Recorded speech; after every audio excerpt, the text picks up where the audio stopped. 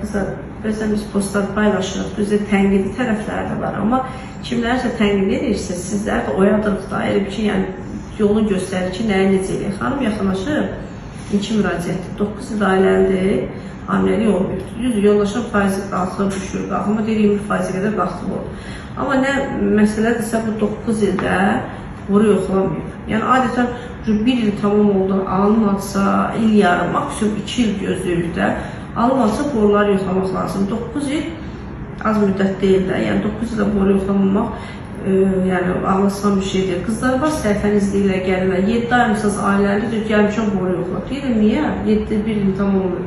Deyir, yox, doktor, arxain olur. Elə də düzgün deyil qızlar.